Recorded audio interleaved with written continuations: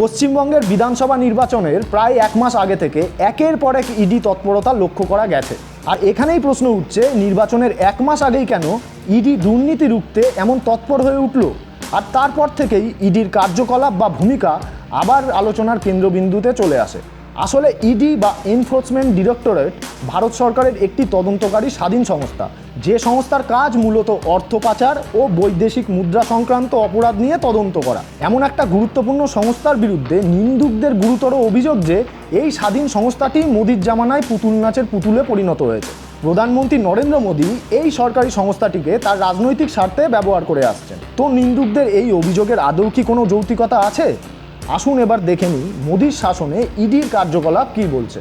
সংবাদ সংস্থা পিটিআই সরকারি তথ্য বিশ্লেষণ করে দেখিয়েছে যে 2014 থেকে 2024 সালের মধ্যে, অর্থাৎ মোদি সরকারের আমলে ইডির অভিযান আগের কংগ্রেস সরকার পরিচালিত ইউপিএ সরকারের 10 বছরের শাসনের তুলনায় 86 গুণ বৃদ্ধি পেয়েছে। 2014 সালে বিজেপি ক্ষমতায় আসার পর থেকে আর্থিক দুর্নীতি সংক্রান্ত মামলায় কেন্দ্রীয় সংস্থা ইডি মোট 7,264টি অভিযান চালিয়েছে। আর 2004 থেকে 2014 সাল পর্যন্ত ক্ষমতায় থাকা ইউপিএ সরকারের আমলে ইডি মাত্র 84টি অভিযান চালিয়েছিল। স্বাভাবিকভাবেই এই তথ্য তো দুর্নীতির বিরুদ্ধে মোদী সরকারের কঠোর অবস্থানকে প্রতিষ্ঠা করে, তাই না? আর এরপরও নিন্দুকদের বলার কিছু থাকতে পারে কি?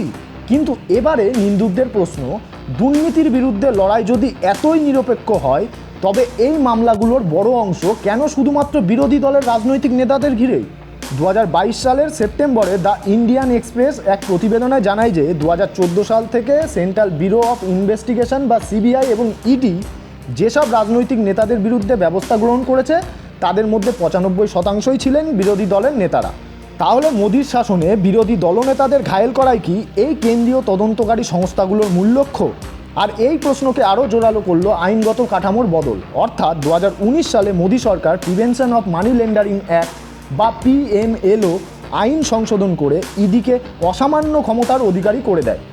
আগে কোনো অপরাধে পুলিশি এফআইআর বা চার্জশিটের ভিত্তিতে ইডিকে তদন্ত শুরু করতে হতো।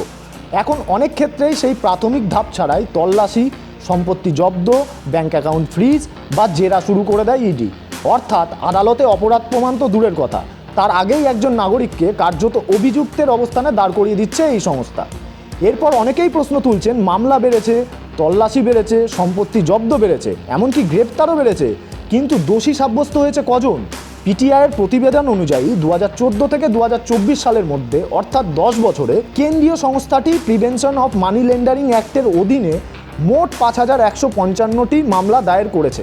আর তার মধ্যে মাত্র 36টি মামলার রায় দেওয়া হয়েছে, যার ফলে মাত্র 63 জন ব্যক্তির বিরুদ্ধে আইনি ব্যবস্থা গ্রহণ করা সম্ভব হয়েছে। এই দেখে বিরোধীরা বলছেন, ইডির দুর্নীতির বিরুদ্ধে অভিযানের উদ্দেশ্য দ্রুত বিচার নয় বা দোষীকে শাস্তি দেওয়াও নয়। এর আসল উদ্দেশ্য হচ্ছে মিডিয়ার প্রচার, ভাবমূর্তি ক্ষুণ্ণ করা এবং নির্বাচনের আগে বিরোধী রাজনৈতিক নেতাদের মধ্যে চাপ তৈরি করা। আর এইভাবেই ইডি বা সিবিআইকে বিরোধীদের ঘায়েল করার একটি রাজনৈতিক হাতিয়ারে পরিণত করেছে মোদী সরকার। তাহলে সত্যিই কি তাই? এই নিয়ে আপনি কি ভাবছেন?